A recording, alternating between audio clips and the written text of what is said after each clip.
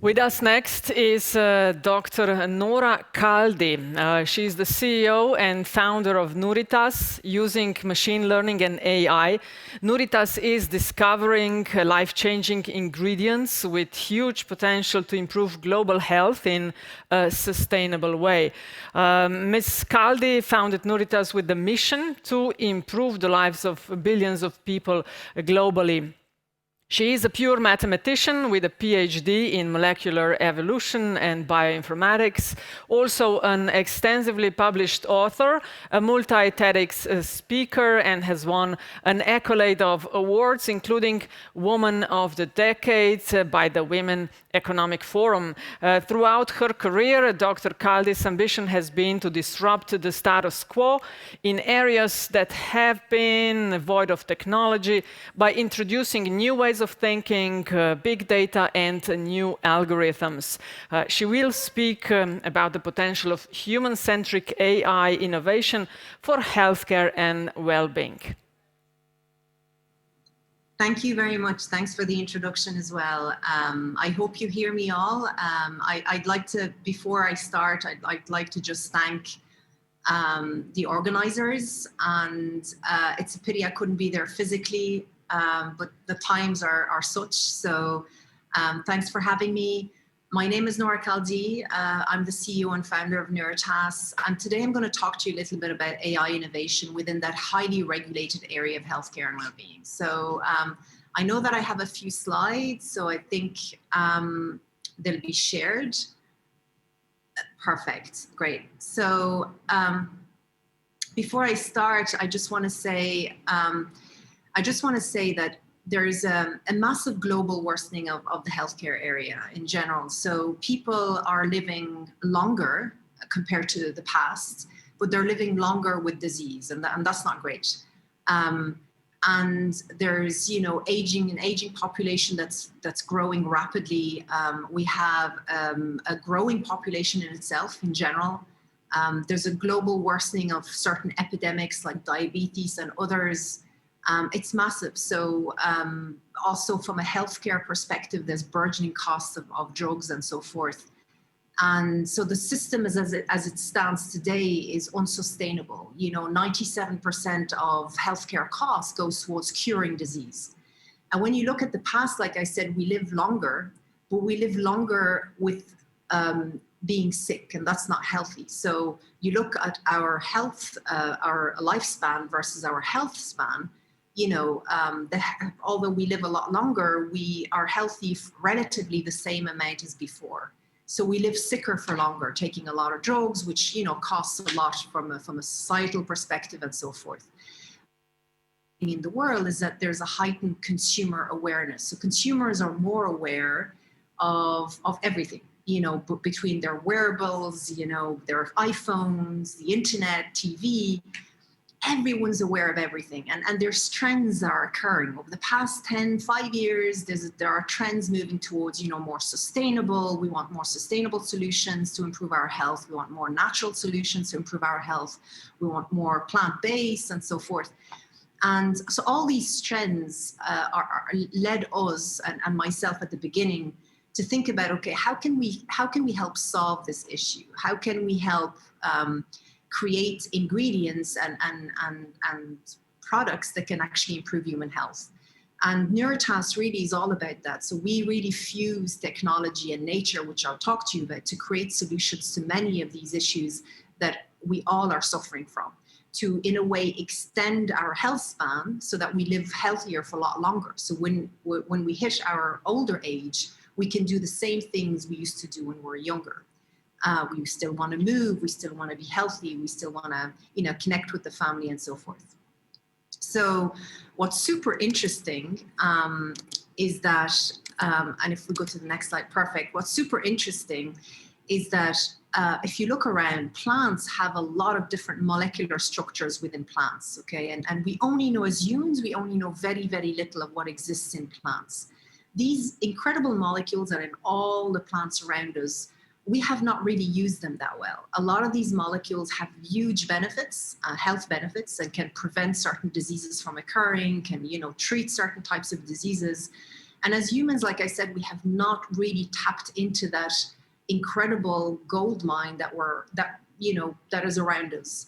And the question really for us has been, well, how can we tap into that solution? How can we tap into that huge untapped potential of plants around us to find molecules that can improve human health?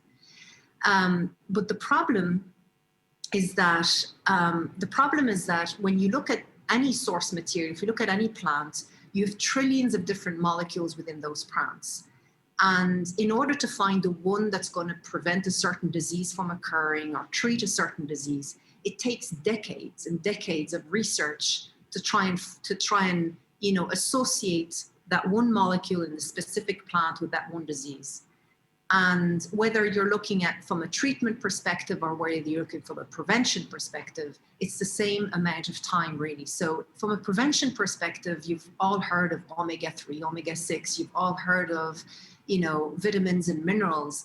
But when you look at the history of how we invented those as humans, it took about 30 to 100 years to find those molecules in the sources and to associate them to a health benefit, literally 30 to 100 years. So if we decide to say, okay, well, let's find a natural ingredient in a plant that could actually prevent diabetes or treat diabetes, but let's say prevent diabetes, it would take us 30, using the methods of today, using the random serendipity research of today, it would take us a good 30 to 100 years to develop an ingredient, which is crazy. That's obviously not sustainable. It's in no way a way we can advance science. So what we've done and at Neuritas is that we've helped solve this problem, and we had to bring in new technologies. And we've helped solve this problem through this kind of combination and fusion of AI, because there was no other way to solve this data issue, because you're talking about trillions of different molecules, how to find the right one and associate the right health benefit without the use of technology. So we brought in AI to help guide the development of these ingredients. And without going in, there's a slide there, but without going into any details, what we've done we've been able to shorten the cycle. Like I told you earlier, 30 to 100 years, we've been able to shorten the cycle to about 2 years, including the clinicals. So starting with a consumer demand, identifying an ingredient that can prevent that consumer demand, for example, something that can prevent diabetes or for pre-diabetics to use, or something that could prevent muscle from degrading, because muscle obviously is very important for mobility as we age. And energy and metabolism and so forth. So you want to maintain your muscle for a lot longer. So those very critical areas, identifying a solution for them would have taken, years and years, and would have cost like a limitless amount of money if we were to do it the traditional way of testing, random testing. But bringing AI to it, we've been able to shorten those cycles to about 2 years. And we have done that multiple times already. And what's interesting is that we've started to launch products globally. We're going to see first launches coming through the end of this year, beginning of next year mainly, starting with the US, but going into Europe after that as well. And what's interesting here, when I look back and really understanding the panel of my previous presentation and the previous panel here, and looking at the discussion that happened there, it's like how to enable technologies such as Neuritas to grow in Europe. And I'm part of the EIT board as well, and I have seen incredible technologies around Europe. Some of them, shorter term technologies in the digital world, but some of them, like us, a longer term between, creating a technology and taking it to market. So when I look back at the journey to creating Neuritas, and looking back at the ups and downs that I personally lived with the team as well, for me, I sat down and think, okay, what are the key drivers that enable the technology like Neuritas to grow? What are those key drivers that would enable other technologies to grow and prosper in Europe?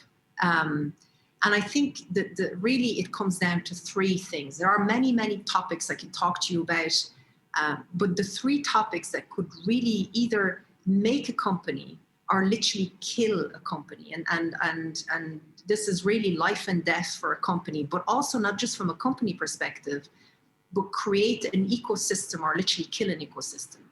Make Europe, you know, the top in this area, or not at all. I think these three are very, very important. And one of them obviously is talent, and I'll talk a little bit about that. The other one is funding. And again, I'll talk to you a little more about that as well. And the third one is partnership.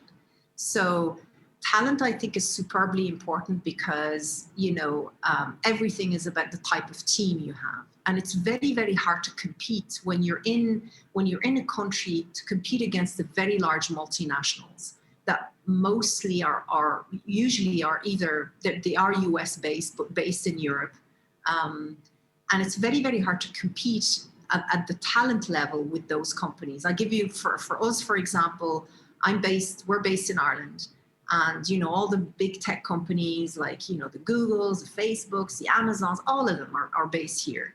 And from a technology perspective, it has always been very, very hard to compete against them. From a salary, you know, you can't pay the same amount that Google can pay to the same person.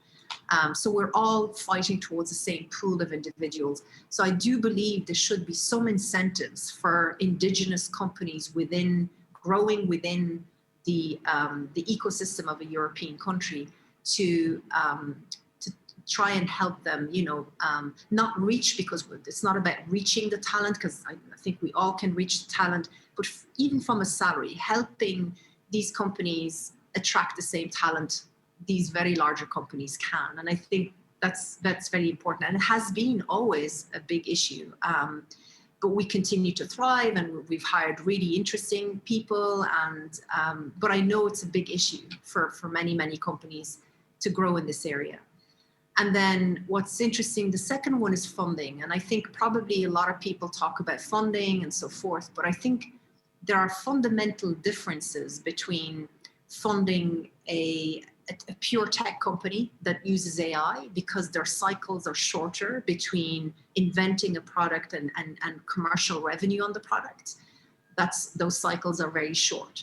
So it's very easy to say, well, that's you know, AI is going to be very rapid from invention to revenue. But in the highly regulated areas like healthcare and well-being and other areas, energy and so forth, they are much more highly regulated, and thus the time frame between an idea and creating revenue is a lot longer. And in those times where the company needs help and support because something is in a clinical, for example, in our case, you know, 2 years may sound like, you know, something short in the healthcare industry, but in the tech industry, 2 years is a long period where you're not creating revenue, you're developing your product. It's in clinicals, you're waiting on the clinical results. You're waiting on the regulatory approvals and so forth. And in those zones where companies are in a highly regulated area like health and care and well-being, there needs to be support, financial support to those companies. And these are funding, whether VCs, organizations, and so forth, to support those companies within those times when needed. And if you look at the major differences between US and even China and Europe, there's huge infrastructures in the US and China for those particular moments, very low in Europe as it stands today. A lot of our funding, for example, has always been abroad funding, which is sad because, you know, we are European based. And the third one is partnerships. So I think to create a really brilliant ecosystem of companies within Europe, indigenous to Europe, and even attract ones from abroad that come here and develop their high-end, you know, type technologies within Europe, there needs to be that kind of building of partnerships. So being able to create partnerships between companies and large multinationals. And I give you an example, the simple example. If you take, you know, kids, you know, that grow up in a family, in a happy family with parents, two parents, you know, and they would probably prosper more than kids that would grow up in an orphanage. And really, if we take that as an example, when companies are starting, plugging them in within that ecosystem of partners allows them to understand the cycles much faster, to understand what the partners need, to adapt to what the partners need, so that the product at the end is really relevant. There are so many things that those partnerships allow, obviously revenue as well, and stability within the smaller companies, but guidance and so forth. And that ecosystem of collaboration between partners and it should be incentivized between large partners and small companies in the AI more regulated area, I think is superbly important. I sit on the board of EIT, and I know that there has been a lot of work done on that side in the KICS as well, trying to get that kind of ecosystem going between large multinationals that are experts within those areas that have spent 100 years or more understanding the area, and the new companies moving forward as well. So I think there's a lot here that I can say more. I know I only have a short while. I think I've passed my time already, but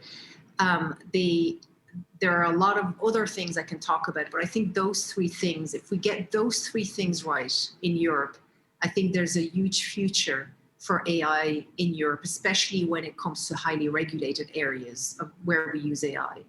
Without this, I don't believe there's any future. I have to be very honest as well. I think if there's no ecosystem and there's no incentives where talents obviously are just going to choose, higher salaries that smaller companies cannot afford, if there's no funding supporting those companies during those periods where it's needed, where the companies need it, and no ecosystem of partnering, I think it's extremely hard to build any ecosystem within this area. So I would like to thank you all. If you want to touch base, please, you can contact us at info@neuratas.com. And thanks again for the organizers for organizing this, and looking forward to the next sessions. Thank you. Dr. Khaldi, thank you to you too for sharing your thoughts with us. Much appreciated. Thank you.